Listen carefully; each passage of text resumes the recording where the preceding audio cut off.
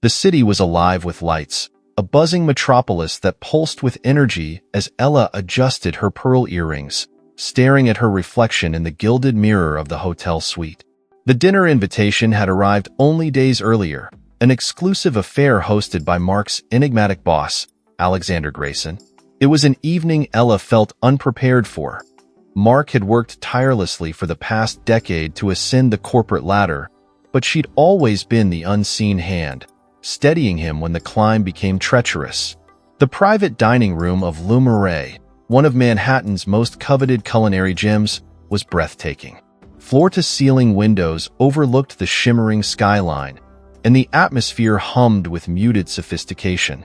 Mr. Grayson was already seated when they arrived, an imposing figure with silver-threaded hair and piercing eyes that seemed to dissect the world.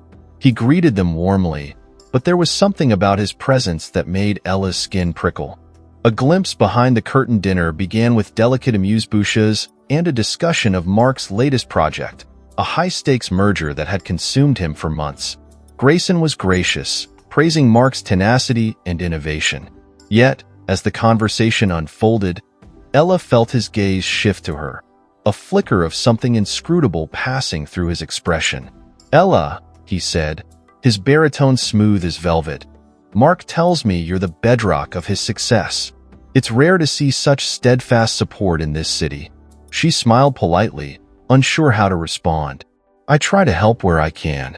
Grayson's lips curved into a sly grin. "Undoubtedly, you do more than try." Mark, oblivious to the undertone, chuckled.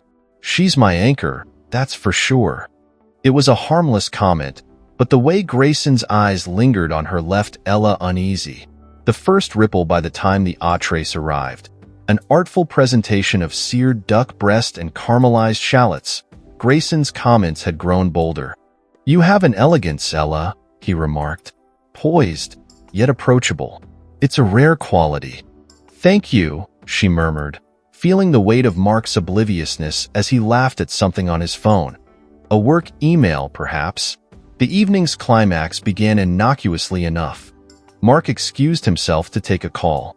Ella, now alone with Grayson, tried to focus on the half-melted chocolate sculpture adorning her plate, but his voice broke the silence.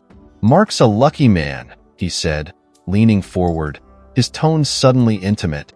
"But luck runs out when it's taken for granted." Ella's breath hitched. "I'm not sure I follow." Grayson smiled, a predator's grin. "Let's just say I see potential in you, Ella. Potential that goes beyond being someone's shadow." Before she could respond, Mark returned, his presence snapping the charged moment like a thread pulled too tight. A shocking proposition the night drew to a close with espresso and handshakes, but as they prepared to leave, Grayson's hand lingered on Ella's shoulder. "I'd like to discuss an opportunity with you, Ella. Privately. It could be mutually beneficial." She managed a strained nod, and the ride home was a blur of Mark's chatter about promotions and potential raises. Ella's mind raced. What exactly had Grayson meant? Was this some convoluted test of loyalty, or something darker? The answer came 3 days later in the form of an email, a cryptic message inviting her to a second dinner, this time without Mark. It was accompanied by a thinly veiled threat. "Refusal can have consequences, but I assure you, your cooperation could make Mark's dreams a reality." The unraveling begins. Ella didn't tell Mark about the email. Not at first. She needed time to think, to process the implications. But secrets have a way of growing heavy, and by the time Mark found her staring blankly at the kitchen counter, the weight was unbearable. "Is something wrong?" he asked, setting down his briefcase. Ella opened her mouth, ready to spill everything, but the words froze on her tongue. She thought about the sacrifices he'd made, the sleepless nights, the years of grinding to reach a place of recognition. Could she risk it all?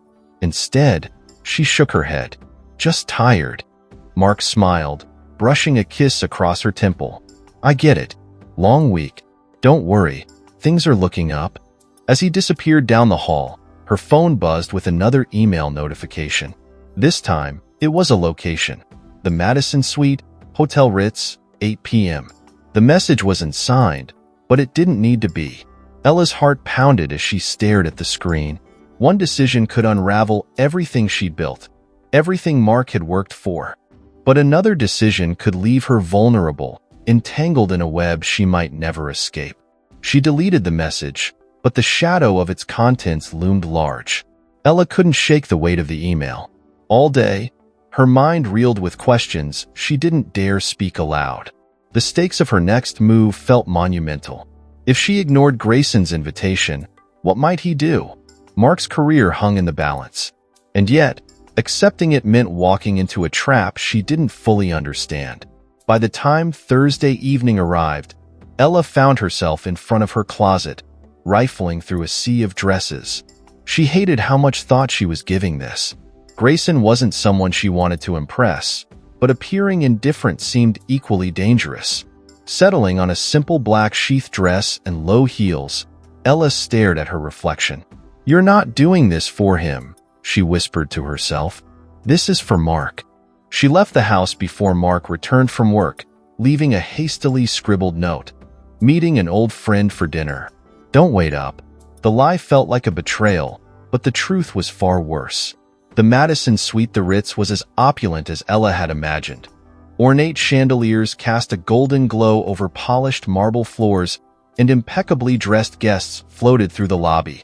A concierge escorted her to the Madison Suite on the 20th floor, where Grayson awaited. The suite was a world unto itself, with floor-to-ceiling windows offering a breathtaking view of the city.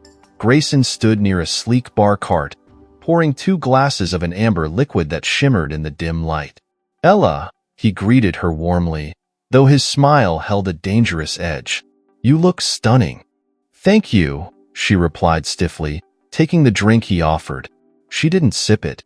He gestured for her to sit on a cream-colored sofa. "I'm glad you came. I assume you understand the importance of discretion tonight." Ella's stomach nodded. "I'm here to hear you out. That's all." Grayson chuckled, settling into the armchair opposite her. "Of course. Let's not waste time then. Mark's future at the firm is bright. He's the frontrunner for a senior VP position. But in a competitive world, small edges can make all the difference. And you think I'm that edge?" Ella shot back, her voice sharper than intended.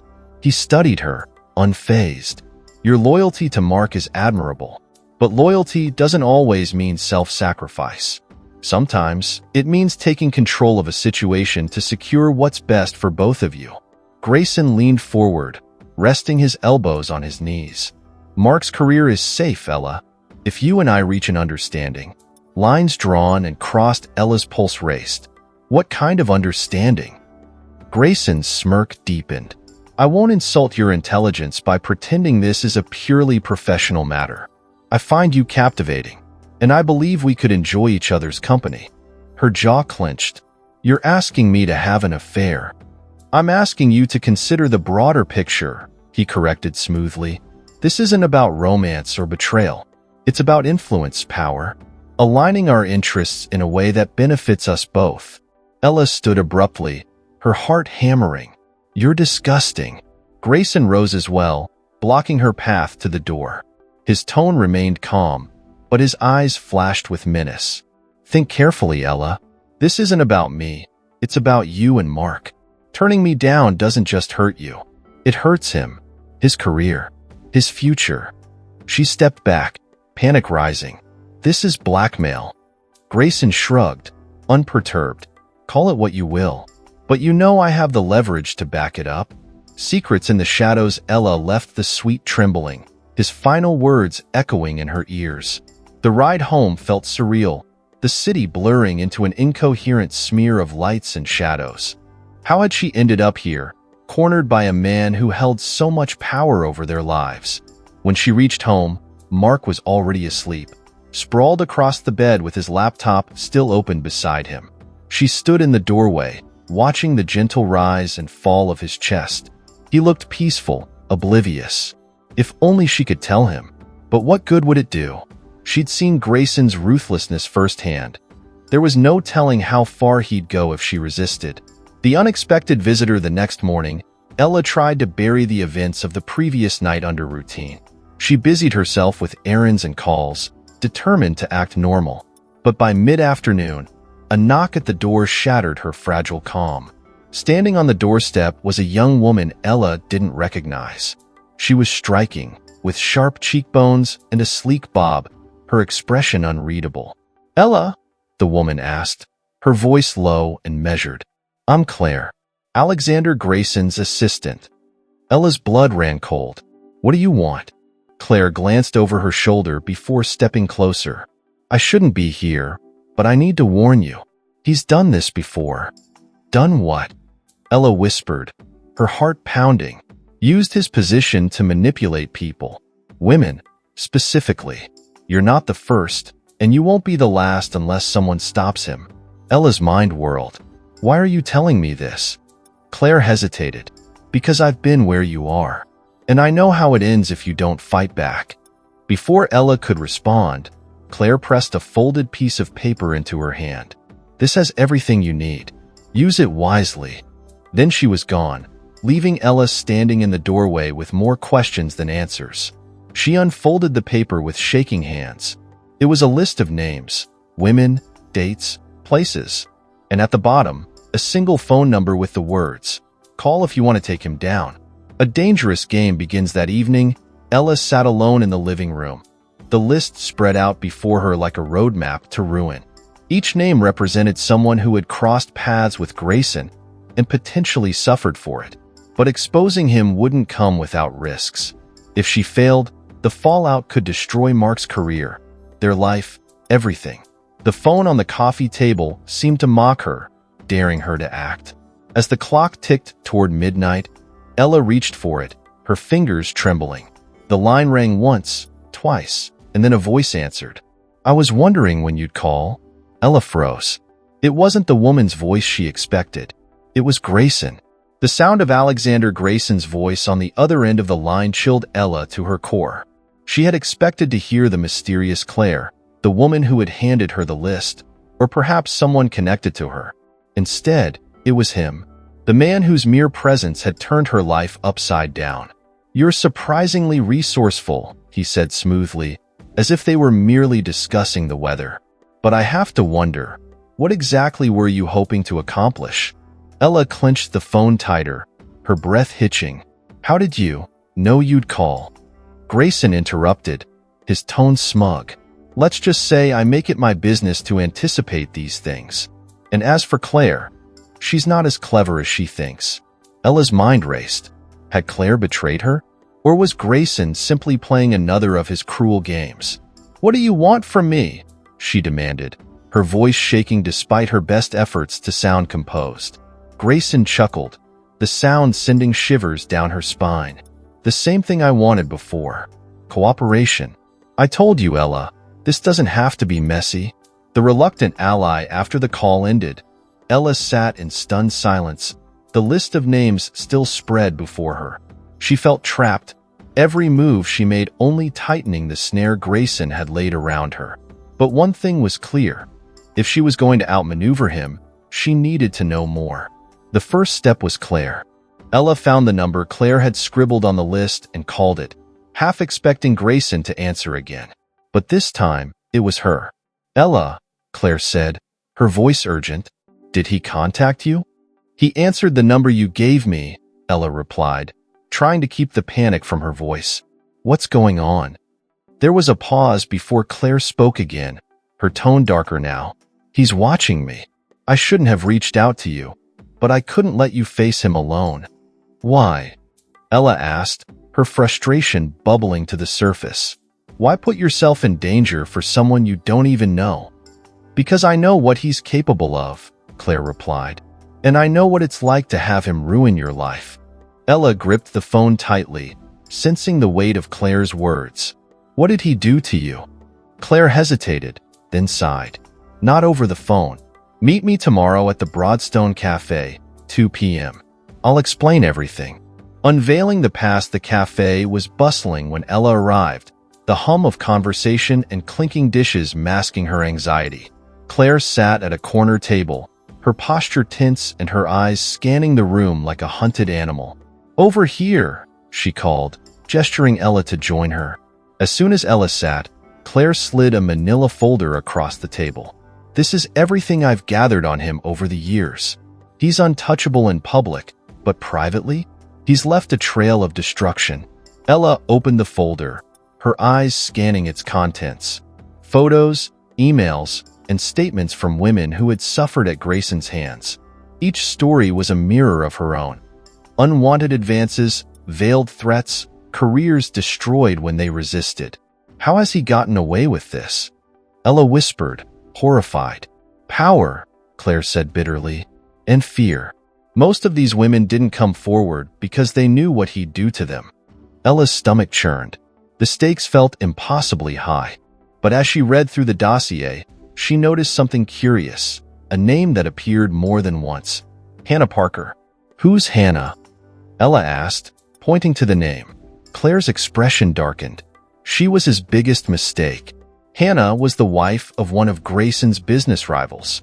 When she rejected him, he tried to destroy her family. But she fought back, and she almost won. "Almost?" Ella pressed. "He silenced her," Claire replied grimly, "but not before she gathered enough evidence to bring him down. If we can find her, she might be the key to ending this." A dangerous connection that night. Ella debated telling Mark everything. He deserved to know what was happening. But how could she explain her involvement without implicating herself? How could she make him understand the impossible choices she was facing? Instead, she lay awake, staring at the ceiling as Mark slept beside her. Grayson's words echoed in her mind, mixing with Claire's warning and the stories in the dossier. Every decision felt like walking a tightrope over an abyss. Her phone buzzed on the nightstand, jolting her from her thoughts. It was a message from an unknown number. "You're not as invisible as you think." Ella's blood ran cold. She deleted the message, but the fear lingered. Grayson was watching her, just as Claire had warned. But how far would he go to protect himself? The meeting the next day, Ella and Claire tracked down Hannah Parker to a small town 2 hours outside the city. The woman who greeted them at the door was a shadow of the person in the dossier, her once bright eyes dulled by years of pain. "I don't want any trouble," Hannah said, crossing her arms defensively. "We're not here to cause trouble," Ella assured her. "We just need your help. Grayson is trying to ruin my life, and Claire said you might have evidence to stop him." Hannah hesitated, her gaze shifting between the two women. "I don't have anything anymore." He made sure of that. "But you fought back," Claire pressed. "You stood up to him when no one else could. Please, we need to know how." Hannah sighed, her shoulders sagging under the weight of old wounds. "He preys on people's fear. But the only way to beat someone like him is to take away their power. You have to expose him, publicly. Anything less, and he'll bury you." Her words hung in the air like a challenge. Ella nodded, her resolve hardening. For the first time since this nightmare began, she felt a glimmer of hope. But as they left Hannah's house, a sleek black car idled down the street, its windows tinted. Ella's stomach churned. Grayson was watching. Again. The new threat. By the time Ella returned home, her nerves were frayed. She parked in the driveway and sat for a moment, trying to calm the storm raging in her mind. But when she stepped inside, the sight waiting for her made her heart drop. Mark was sitting at the kitchen table, his face pale and drawn. In his hand was the manila folder, the one Claire had given her. "Ella," he said, his voice trembling, "what the hell is this? And why is Grayson calling me, saying my wife is making dangerous enemies?" The room swirled around her, the tightrope finally snapping. "Mark, I can explain." Mark's face was a mix of disbelief and fury as he dropped the manila folder onto the table, the incriminating documents scattering like pieces of a broken puzzle. "Explain? Explain what, Ella? That my boss, the man who controls my career, is threatening you? That you've been hiding this from me?" Ella took a step toward him, her hands trembling. "Mark, I didn't know how to tell you. I was trying to protect you. Protect us? Protect me?" Mark's voice rose, his frustration palpable. "By keeping secrets? By meeting with him behind my back?" His jaw clenched, and he ran a hand through his hair. "How long has this been going on?" Ella opened her mouth to respond, but before she could, Mark's phone buzzed on the table. Both of them froze. The screen lit up with a name that made Ella's stomach drop. Alexander Grayson.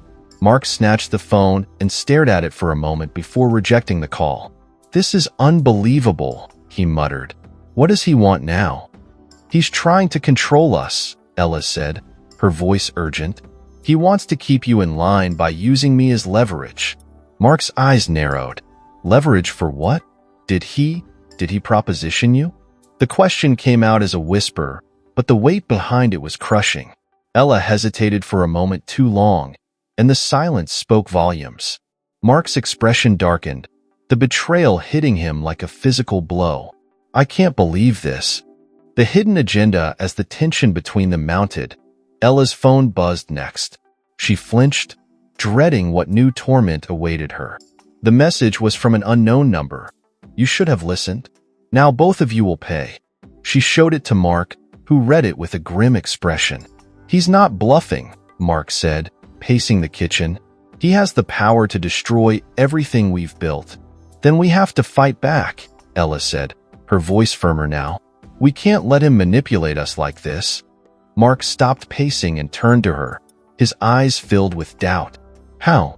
You've seen what he's capable of, and now he knows you've been digging into his past." "We're not alone," Ella replied, pulling out Claire's list of names. "There are others, women he's hurt, people who can help us take him down." Mark scanned the list, his brow furrowing. This is dangerous, Ella. If we go after him and fail, it'll ruin us." Ella reached for his hand, her voice steady. "If we don't, he'll ruin us anyway." A fragile alliance. The next morning, Mark surprised Ella by agreeing to meet with Claire. "If we're going to do this," he said, "we need to be smart. No more secrets." Claire joined them at a discreet cafe downtown, her demeanor wary but resolute. She spread out the remaining contents of her dossier, detailing Grayson's pattern of manipulation and abuse. Mark listened intently, his initial anger giving way to a grim determination. "There's something you need to know," Claire said, her tone serious. "Grayson doesn't just destroy careers. He destroys lives. If we go public, he'll fight back with everything he has." "What about the women on this list?" Mark asked. "Will they help us?" Claire hesitated. "Some might, but most are too scared to come forward. Grayson has silenced them before. They won't risk it again unless they believe we can win." Ella exchanged a glance with Mark. "Then we need to find someone he hasn't silenced. Someone like Hannah Parker." Claire's expression darkened. "Hannah is a wild card. She's already been burned once. Convincing her to join us won't be easy." "We have to try," Ella said firmly. "She's the only one who's come close to beating him." The return to Hannah later that day, Ella and Mark drove to Hannah's quiet suburban home. She answered the door with reluctance, her guarded expression softening slightly when she saw Ella. But her eyes hardened again when she noticed Mark. "Who's this?" "My husband," Ella explained. "He knows everything now, and we need your help." Hannah crossed her arms. "I told you, I'm done fighting him. I don't have anything left." "But you have the truth," Mark interjected, his voice earnest. "And if we can bring that to light, maybe we can stop him for good." Hannah hesitated, the pain of her past etched across her face. "You don't know what you're asking," she said quietly. "When I went after Grayson, he didn't just come for me. He came for my family. My husband lost his business. My kids were bullied. We had to move across the country to escape him." "We're not asking you to relive that," Ella said gently. "But if you have any evidence, anything we can use, it could make all the difference." For a long moment, Hannah said nothing. Then she sighed and gestured for them to come inside. "I kept one thing," she admitted. "Something Grayson doesn't know about." The secret weapon. Hannah led them to a small, cluttered office in the back of the house. From a locked drawer in her desk, she retrieved a flash drive. "This is the only copy," she said, holding it up. "It's a recording of a conversation I had with Grayson. He threatened me, but he also admitted to some of the things he's done." Mark's eyes widened. "Why didn't you use this before?" "I tried," Hannah said bitterly, But without corroboration, it wasn't enough. And when he found out I was trying to expose him, he destroyed everything else I had. Ella reached for the flash drive, her hands trembling. This could be the key. It could also be a death sentence, Hannah warned. If he finds out you have it, he'll stop at nothing to bury you. The plan takes shape that night. Ella, Mark, and Claire huddled around their dining room table, the weight of the flash drive heavy between them. Claire plugged it into her laptop, and they listened to the recording in stunned silence. Grayson's voice was unmistakable, his threats chilling in their specificity. "This is it," Claire said, her voice almost reverent. "This is what we need to bring him down. But how do we release it?" Mark asked. "If we go to the press, Grayson will retaliate before the story even breaks." "We need to go bigger than the press," Claire replied. "We need to make this public in a way he can't control." Ella's mind raced. "Social media," she suggested. "If we post it online, it'll spread faster than he can contain it." Mark frowned. "And paint a target on our backs in the process?" Claire shrugged. "It's risky, but if we want to stop him, we have to be willing to take that risk." As they debated the best course of action, Ella's phone buzzed again. This time, the message was a single word: TikTok. She looked at Mark, fear flashing in her eyes. "We're running out of time." The message, ominous in its simplicity, sent shivers down Ella's spine. The clock was indeed ticking, and Grayson's shadow loomed larger with each passing moment. As the three of them sat in tense silence, Ella knew one thing for certain. There was no turning back. Claire leaned forward, breaking the quiet. "We need to move now. If Grayson senses what we're planning, he'll make his move first." Mark exhaled sharply, his jaw clenched. "What about the fallout? What happens when this goes public?" "It's a gamble," Claire admitted. "But if we don't act, he'll destroy us piece by piece." A bold decision. Ella stared at the flash drive on the table, its weight disproportionate to its size. It held the power to dismantle Grayson's empire, or to drag them all into the abyss. She looked at Mark, then at Claire, and made her decision. "Let's do it," she said, her voice steady. "We released the recording." Mark's eyes met hers, a mix of fear and admiration flickering in his gaze. "Are you sure? Once this is out there, we can't undo it." "I'm sure," Ella replied. "It's the only way." The viral gambit. The plan was set in motion with surgical precision. Claire created an anonymous social media account and uploaded the recording, tagging prominent journalists, activists, and legal organizations. Within minutes, the video began to spread like wildfire. Grayson's chilling threats and admissions were impossible to ignore. Ella and Mark watched the view count climb from their living room, the weight of their actions sinking in with each passing second. News outlets picked up the story within hours, and #GraysonExposed began trending worldwide. The public's outrage was immediate and explosive. Whistleblowers from Grayson's past began coming forward, emboldened by the recording. Women whose stories had been silenced for years finally found a platform. The retaliation, but the backlash was swift. Grayson's legal team released a statement, calling the recording fabricated and threatening lawsuits against anyone involved in its dissemination. Ella's phone buzzed incessantly with messages from blocked numbers, ranging from veiled warnings to outright threats. The final blow came the next morning, when Mark received a call from the firm's board of directors. They had placed him on indefinite leave pending an internal investigation. His face was pale as he hung up, but his resolve didn't waver. "They're trying to scare us," he said, his voice firm, "but they won't win." A surprising ally. As the dust began to settle, an unexpected figure entered the fray. Hannah Parker. Inspired by the recording's impact, she went public with her own story. Her courage sparked a wave of solidarity, and more victims came forward with damning evidence against Grayson. Hannah's testimony proved to be a turning point. Her detailed account, combined with the recording, painted an undeniable picture of Grayson's corruption. The media turned against him, and even his staunchest allies began to distance themselves.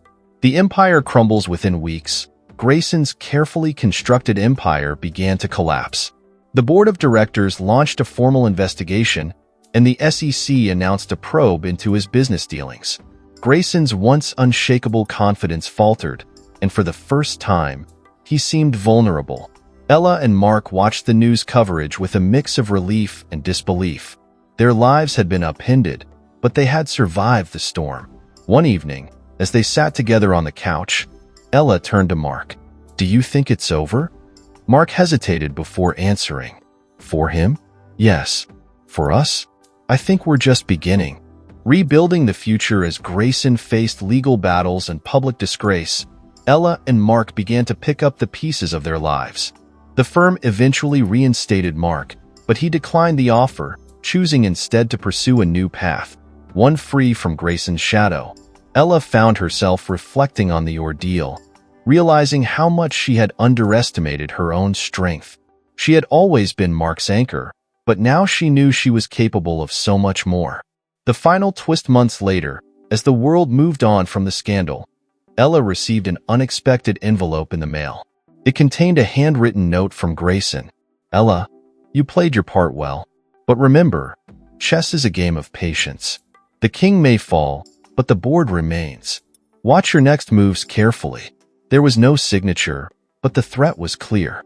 Ella stared at the note, her chest tightening. She had won the battle, but Grayson wasn't finished.